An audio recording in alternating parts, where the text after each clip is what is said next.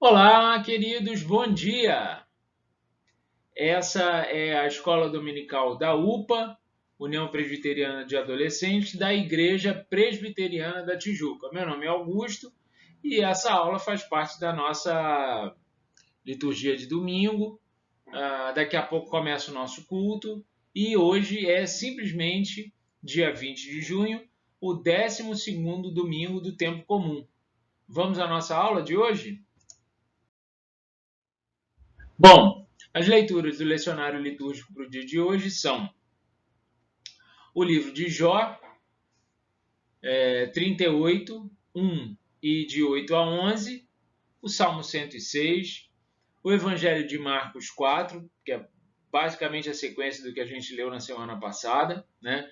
De 35 a 41, e também, continuando da onde a gente parou na semana passada, a segunda carta de Paulo aos Coríntios 5, 14 a 17. Eu fiz um paralelismo, uma pequena aproximação desses dois textos, tanto o texto de Jó como o texto do Evangelho de Marcos, porque os dois falam sobre tormentas, os dois falam sobre tempestades. Né? No livro de Jó, Deus, no meio de um redemoinho, fala a Jó sobre a sua desobediência e a sua tolice, né? E no texto de Marcos, Jesus, em meio à tempestade, fala aos discípulos sobre a sua pouca fé e a sua timidez na fé. Então, ficando aqui na observação do texto de Marcos, que é conhecido de todos, é aquele texto em que Jesus, após estar com a multidão, chama os discípulos para atravessarem de uma margem a outra de um rio, e no meio do caminho há uma grande tormenta, uma tempestade, uma ventania, a ponto de que os discípulos ficassem desesperados e a ponto de que recriminassem até Jesus, dizendo: Jesus, você não se importa que a gente morra? Né? Traduzido em miúdos, é isso que eles dizem a Jesus. E o texto faz questão de dar ênfase para que nesse momento Jesus esteja dormindo. O texto diz isso claramente. Durante esse momento de pânico e tormenta, Jesus está dormindo e acorda, é acordado pelos discípulos e encerra. Ele faz encerrar a tormenta, ele interrompe a tempestade, né? E faz um alerta para os discípulos, né?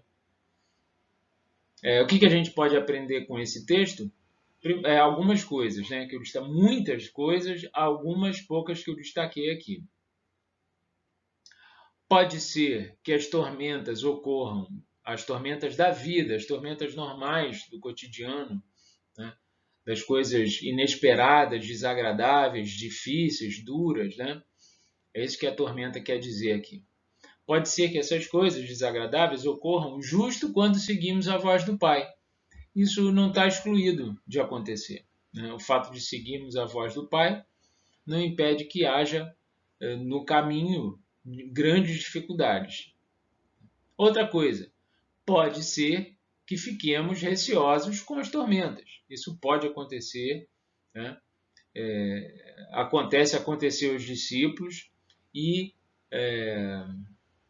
foi justamente um momento em que Jesus os pôde ensinar, né? Diante desse receio deles com aquela tempestade. Então, o que acontece com Jesus durante aquela tempestade? Jesus não tem receio ou medo da tempestade. E ele anuncia que a fé, e o que é a fé nesse momento? Né? A fé é seguirmos a vontade do Pai.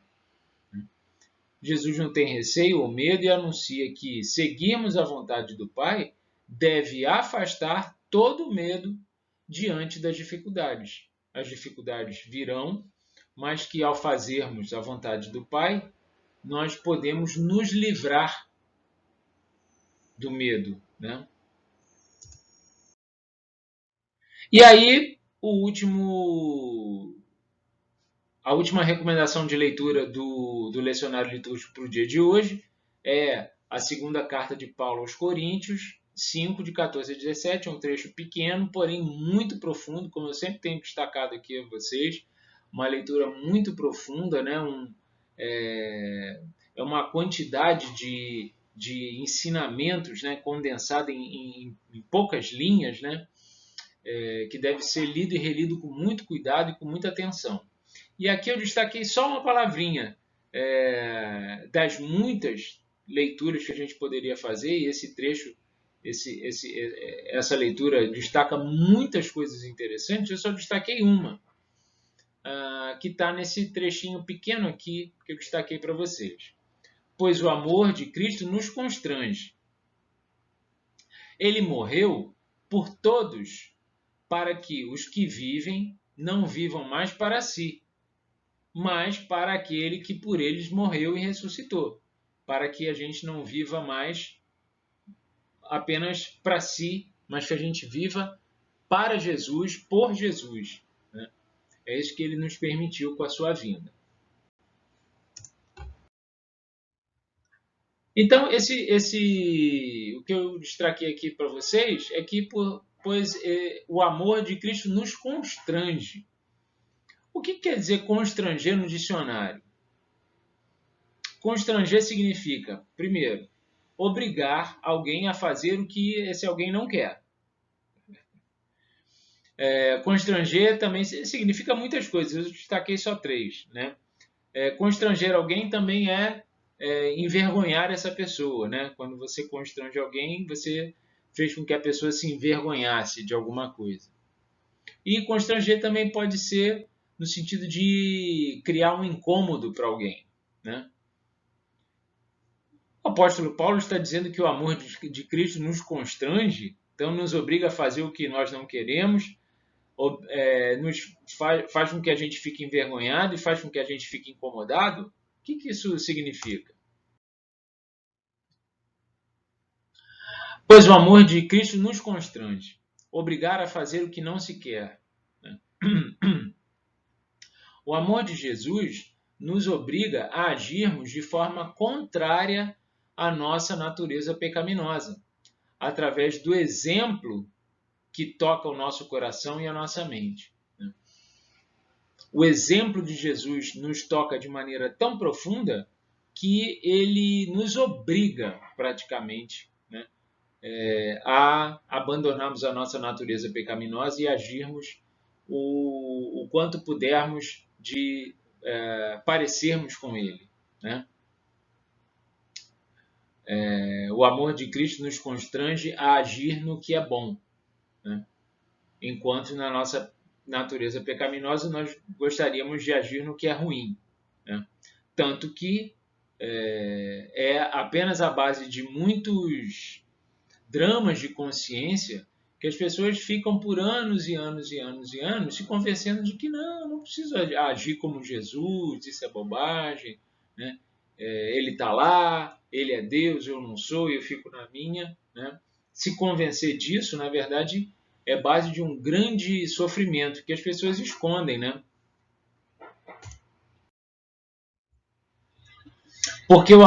Pois o amor de Cristo nos constrange, ou seja, ele nos envergonha. Diante do exemplo de Jesus, ficamos envergonhados de nossas atitudes contrárias às atitudes de Jesus. Né? O amor de Jesus, o amor de Cristo nos constrange, né, a agirmos no que é bom, e o amor de Jesus nos constrange a não agirmos no que é mal, porque nós ficamos envergonhados diante do exemplo de Jesus, diante das atitudes que nós sabemos que foram as atitudes dele. Nós nos envergonhamos das atitudes más que nós temos. Então, quem tiver a coragem de ouvir essa voz de dentro de si mesmo, a voz do coração, não vai mais conseguir agir no que é mal. E, finalmente, o amor de Cristo nos constrange no sentido de que ele nos incomoda.